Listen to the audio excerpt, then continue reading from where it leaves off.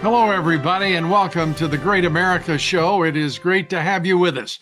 President Trump started this week back in a New York City courtroom as the Marxist Dems are hoping to do all the damage they can possibly do to him to keep him off the campaign trail. Trump gave a statement before entering the courtroom. He said that this is an outrage. Thank you very much. I just want to say before we begin, these are all Biden trials. This is done as election interference. Everybody knows it. I'm here instead of being able to be in Pennsylvania and Georgia and lots of other places campaigning.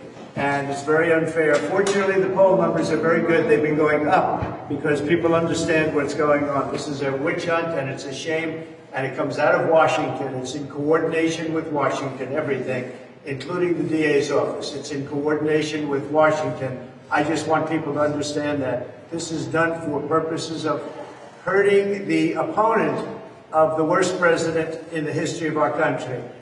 It's a disgrace what these Marxist Dems are doing to President Trump, doing to our system of justice and this nation. Over the weekend, Speaker Mike Johnson issued his latest betrayal of the Republican Party, a $95 billion betrayal. Johnson and his uniparty of 101 rhinos sending another gift to foreign nations, in particular, Ukraine.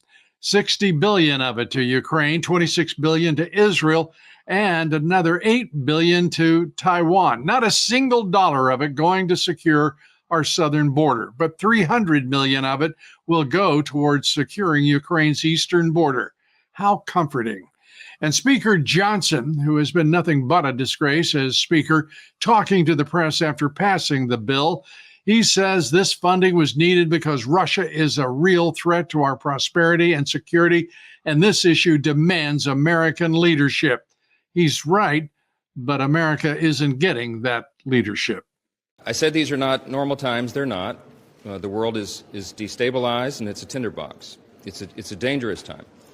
Three of our primary adversaries, Russia and Iran and China, are working together, and they're being aggressors around the globe. And they're a global threat to our prosperity and our security. Their advance threatens the free world, and it demands American leadership. If we turn our backs right now, the consequences could be devastating. It makes you wonder just who does Mike Johnson think he's fooling. The military-industrial complex and the warmongers in Congress seem to own just about 100% of Speaker Mike Johnson. Well, after that bill was passed, one of Mike Johnson's mouthpieces, Congressman Tony Gonzalez, ran to make an appearance on CNN, to kind of, kiss up to, I guess, Speaker Johnson, or maybe it was worse than that. Rhino Gonzalez took the opportunity not to call on the House to start working for America and Americans, but to call out those great Republicans who stood up to this gross abuse of foreign spending, even going so far as calling fellow Republicans members of the KKK. How many Ks in KKK? 3. Take a listen to this idiot. Try to figure that out. He will survive. Look, the House is a rough and rowdy place, but Mike Johnson is going to be just fine. I served 20 years in the military. It's my absolute honor to be in Congress, but I served with some real scumbags. Look, Matt Gaetz, he paid minors to have sex with him at drug parties. Bob Good endorsed my opponent, a known neo-Nazi. These people used to walk around with white hoods at night. Now they're walking around with white hoods in the daytime. Gonzalez is not only a rhino, but as big a fool as Mike Johnson. I don't even know why they waste their time calling themselves Republicans anymore. They are outright Democrats. And by the way, they're gutless wonders without principle. Our guest today is Attorney Jesse Binnall. He represents President Trump in many of President Trump's civil cases, and he worked on the 2016 Trump campaign as a parliamentary procedure expert. And now here is Jesse Binnall. And Jesse, just great to have you with us here. And let's begin with the good news. Letitia James having thrown back in her teeth that there was something about the bond that just simply was inordinate and unjustified, et cetera, et cetera, et cetera. uh, it's good to see her just basically floundering as she should have been throughout. Your thoughts? Yeah, that's right, Lou. This was a temper tantrum. It was a temper tantrum by an attorney general who thought that she could be able to destroy Donald Trump's wealth in New York City without him getting full access to his appellate rights. She believes very strongly that the process should be the punishment. And so she found a judge that was willing to go along with almost everything that she asked for in a hearing. You know, this is the judge that thought Mar-a-Lago was only worth about $18 million, in which case, you know, most people would say, oh, I'll take 10 of them. So she threw this temper tantrum and said, well, President Trump was able to come up with a $175 million bond. You know, that's a huge number for almost every American to be able to come up with. And she said that just simply wasn't enough. And it's preposterous. It was so preposterous that even Judge Engoron, who's no friend of Donald Trump, who's proven himself to be a Trump hater, wouldn't even go along with her request. Yeah, it is stunning to see the hate, the constancy of that hate over years, and to campaign to destroy the man, and then to proceed in the New York judiciary to do just that effort. It's just amazing to me that there's no one in the New York court system who will bridle her back, at least bring her to heel, and suddenly discover perhaps that there is such a thing as law and order. Yeah, Lou, that's exactly what should be happening right now. That is what our justice system was designed for. Is when you have a judge that just goes so far out of left field as you have a Judge Engoron, or when you have a prosecutor that is so aggressive, like Letitia James. You're supposed to have a judicial system that brings them back in line. But in too many courthouses right now, there's a poison. There's a poison that goes beyond just the judges on the bench. It goes back to what's going on in their chambers. And I've actually been back in judicial chambers when this happens.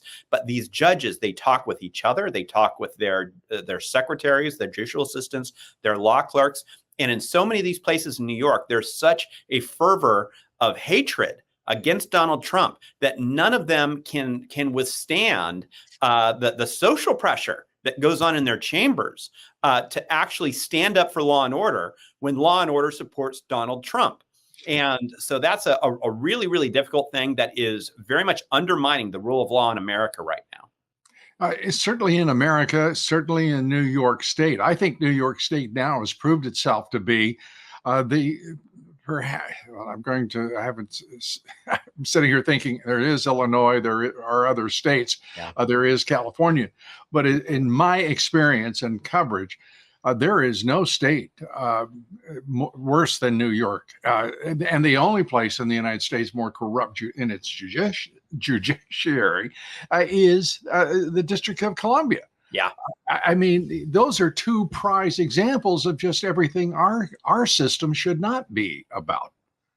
Yeah, Lou, that's exactly right. And it's no secret that that's the reason that these the Biden White House, these government bureaucrats that hate Donald Trump, and they're doing everything they can to bring these cases against Trump in New York City and Washington, D.C. And it's a really sad thing because, of course, most of New York State is a beautiful place with wonderful people. It just happens to be New York City that is this swamp, just as bad as D.C., where they are just absolutely have so many people have this absolute hatred of Donald Trump. And so between Washington, D.C. and New York, you have these prosecutors and you have these judges. And it's so sad to see judges be a part of this that are not, it's not good enough for them to have their voices heard at the ballot box. They want to use their judicial positions, their prosecutor positions, to try to affect the 2024 election and to try to take out Donald Trump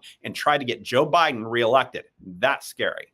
It is worrisome, to say the least. What is equally worrisome is that there is no countervailing influence against such political corruption in the judiciary. And in New York, California, I don't know how many states on either coast actually are engaged in this lawfare through and through. That is, the judge, the prosecutor, the attorneys, the legal system, the associations in every state. I mean, to see what happened to John Eastman in California, what is happening to Donald Trump in not one, not two, but three New York courts almost simultaneously is beyond egregious. It is vicious. It is absolutely vicious, Lou, and it's where the rule of law in America really does go to die if we don't protect it. And one thing that I think you said that's so important is there's not a countervailing force here. Unfortunately, the other side feels free to play these games and to use their power, this power of lawfare, to try to destroy Donald Trump, because they know that Republicans would never do the same thing if the shoe were on the other foot. Right now, there's been unilateral disarmament, and it's one of the most dangerous things out there, because that every time Republicans seem to get control, and we see this in Congress, they decide that they're going to play nice when the Democrats and the left never do. And so, one of the things that's going to be critically important going forward is accountability. Yeah.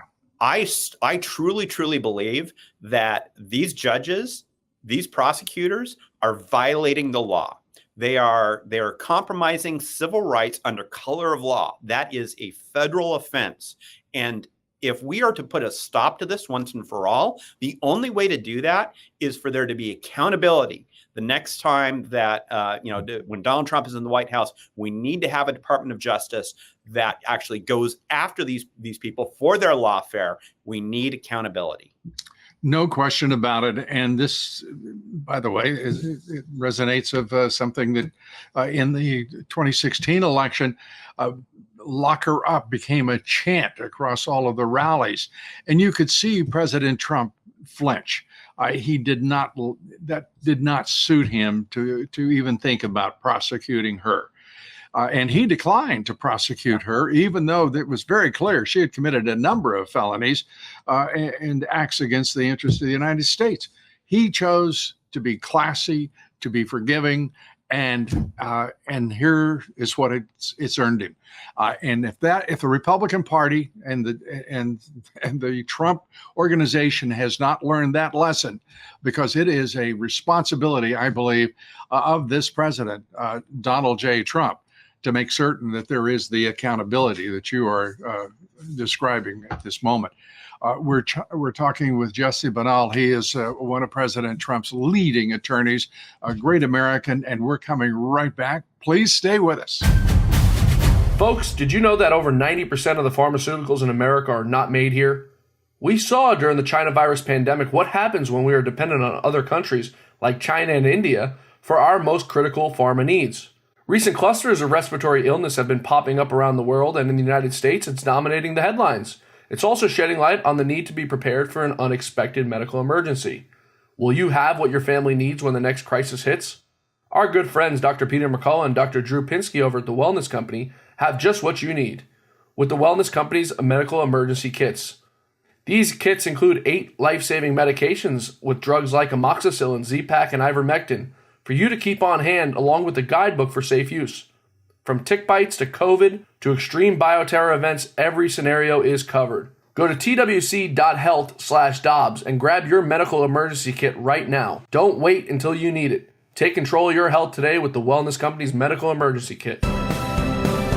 We're back, and we're talking with Jesse Binnall. And Jesse, I just have to, let's turn to what is going on at this very moment in New York, and that is the outrageous prosecution of Donald Trump.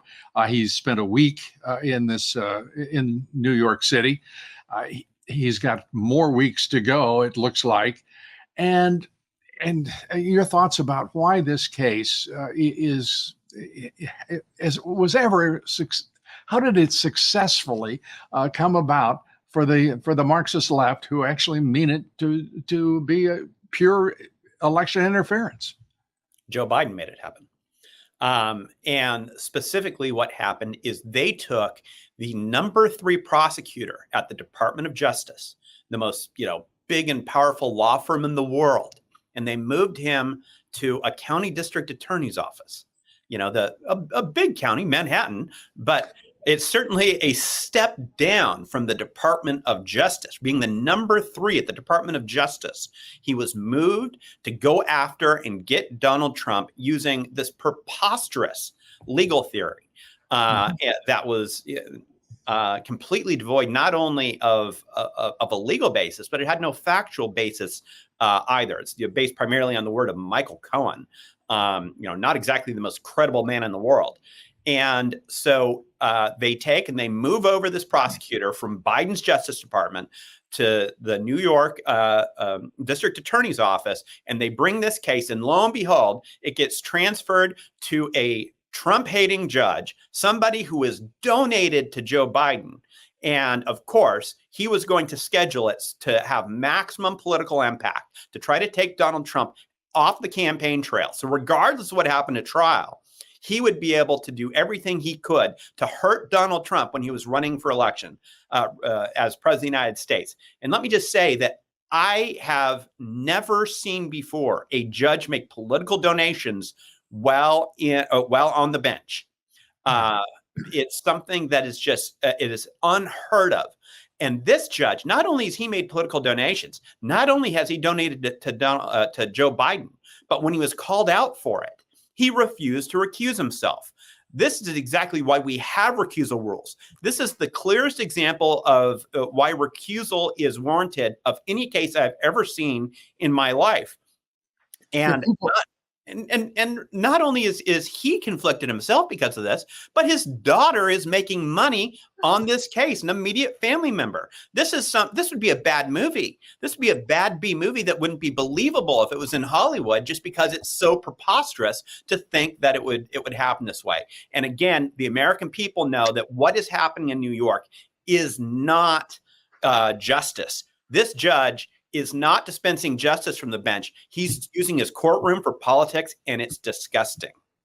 It is disgusting, and it is so over the top. It is so the hyperbolic partisanship of the Marxist Dems in New York.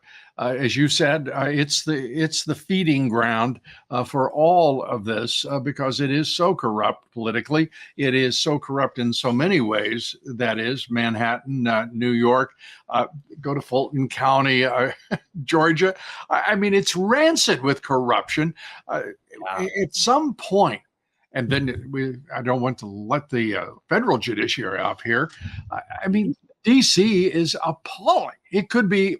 This is not the nation's capital. This could not be the nation's capital of the greatest constitutional republic in history. It is a cesspool of corruption and political, an attempt at political assassination. Yeah, Lou, that's exactly what's going on. And let's talk about why Washington, D.C. is like this. Washington, D.C. was supposed to be a town where people came from across America for a small amount of times to be able to represent the people in those various states, from Florida to New York to Wisconsin.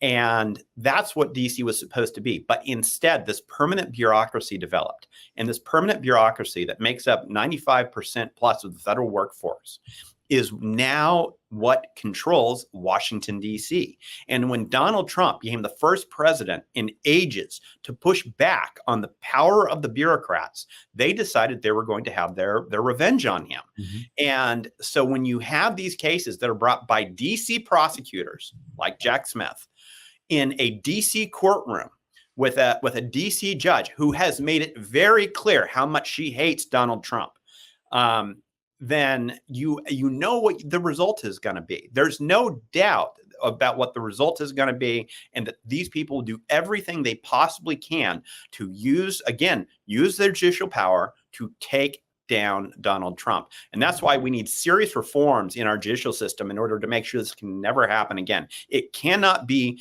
Washington, D.C. bureaucrats and people that come up in that bureaucracy, including Tanya Chutkan, who decide they're going to dictate the law to the American people.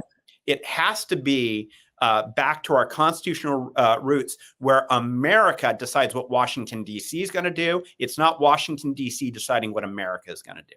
Tanya Chutkan, the federal judge in the Trump case, it seems to me backed off a bit, because the Supreme Court is going to be ruling. The appellate courts are going to be ruling, and while I'm not hopeful, I'm not optimistic, I do reserve the possibility that that conscience could strike on any one of those courts. I don't know what the odds of that are, but definitely there is a reason to at least accept that there is a probability, a possibility that somehow there will be a restoration of ethics. And we're talking with Jesse Binnall, the president's attorney, and we're going to be right back after these words. We're going to find out what's it going to take to straighten out this legal system, because it's no small measure required. We'll be right back. Stay with us. Folks, did you know that over 90% of the pharmaceuticals in America are not made here? We saw during the China virus pandemic what happens when we are dependent on other countries like China and India for our most critical pharma needs. Recent clusters of respiratory illness have been popping up around the world, and in the United States, it's dominating the headlines. It's also shedding light on the need to be prepared for an unexpected medical emergency. Will you have what your family needs when the next crisis hits? Our good friends Dr. Peter McCullough and Dr. Drew Pinsky over at The Wellness Company have just what you need with The Wellness Company's medical emergency kits. These kits include 8 life-saving medications with drugs like amoxicillin, Z-Pak, and ivermectin, for you to keep on hand, along with the guidebook for safe use. From tick bites to COVID to extreme bioterror events, every scenario is covered. Go to twc.health/Dobbs and grab your medical emergency kit right now. Don't wait until you need it. Take control of your health today with the Wellness Company's medical emergency kits. We're back. We're talking with Jesse Binnall, and Jesse, the president's attorney. And I want to there's one thing that just really just makes me furious, because, as you might guess, I'm kind of interested in the public's right to know. I'm interested in free speech mightily.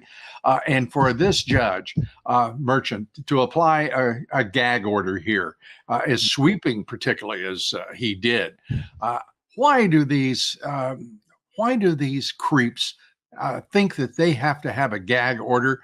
What makes them think that they're so above the rest of us that they need special protection from a former president of the United States, the presumptive nominee of the Republican Party for president, the leading candidate for president? Who do they think they are?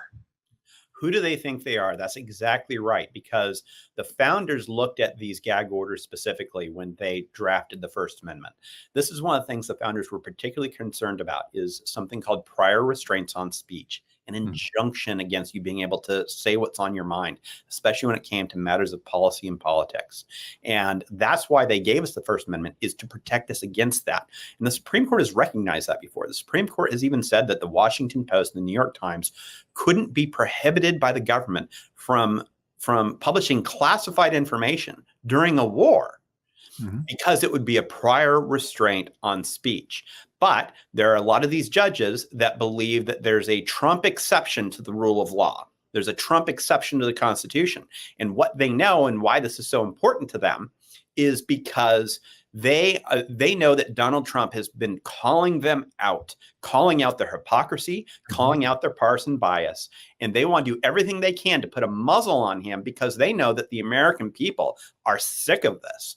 And they want to try to stop this information from getting to the American people. And that's, there's a famous quote that, violations of freedom of speech are a double sin, because it affects not only the rights of the speaker, it affects the rights of the listener. It affects the rights of people to get information.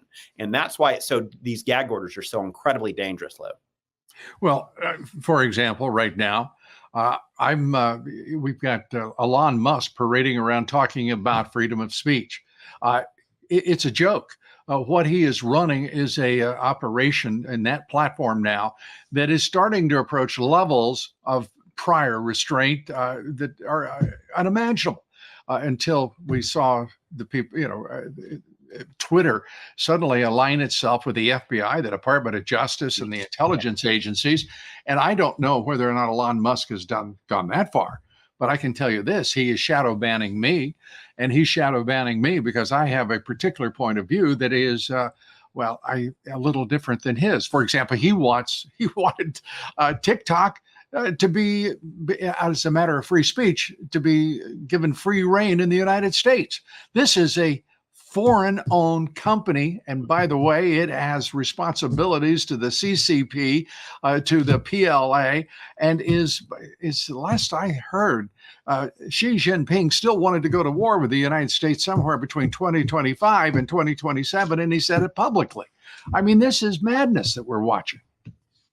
It is, Lou, and as we see more and more attacks on freedom of speech right now, and that includes freedom of speech when you have these social media organizations that have a near monopoly on the ability to get your message out, and they're able to take either directly shutting people out or, like you're saying, shadow banning. This is something that I think is very, very concerning, and something that we really need to push back on as Americans, because and I mean, luckily there's platforms out there like Truth Social, which I think are excellent.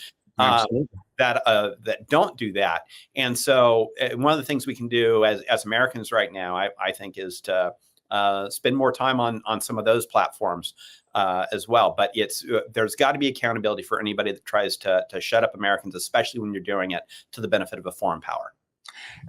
Without question. And as we look at the situation that we now have in this country, you talked about the pervasive, and I did as well, the pervasive corruption of our judicial system, our legal profession, the American Bar Association will not step up, but where they do step up, they mean to destroy free speech and the right to free expression and representation of anyone. I mean, I've actually experienced this. Major, big law, as they're called, major firms, the most prestigious firms in the country, absolutely carrying out a ban against anyone that was pro-Trump, because that's not good for their corporate and globalist clientele. It is remarkable to me the degree to which we have descended in terms of legal rights. Yeah, that's exactly right. And this lack of access to justice, if you are a Trump supporting American, is something that's very, very dangerous. It's something that when lawyers in this country have stopped being willing to represent people because of their political beliefs, it's something that is extremely dangerous. Now, it's something that I, quite frankly, have taken advantage of, because the fact that these big law firms are refusing to represent good Americans, made it so I could go out and get some of the best legal talent in the world, and we've been able to go and represent some people and get some great results. But the fact is, we can't do it all on our own, and we need to get back to something along the lines of what happens in the UK. And it's sad to say that the UK is better than we are, but they have something called the CAB. I know, right? Speaking of a place where there's no free speech. Right. But on legal access, they're better, because they have something called the cab rank rule, and they don't actually turn people away because of, for instance, their political positions. They believe everyone is entitled to legal representation, and that's critically important for our constitutional republic to flourish. And I'm somewhat older than you, but I think even as young as you are, you will recall the days in which the progressive left, as they called them, they're Marxists now. Yeah, they prided themselves on their tolerance. They called for greater tolerance in our society, and they have become the scorched earth party, and they mean to devastate anyone who dares to speak up with values and views different than their own. And that is a sad, sad place. I have to tell you, Jesse, we're delighted that you're representing the president. We wish you a continued great success as you do so, and beyond, and hope you'll come back here soon to talk.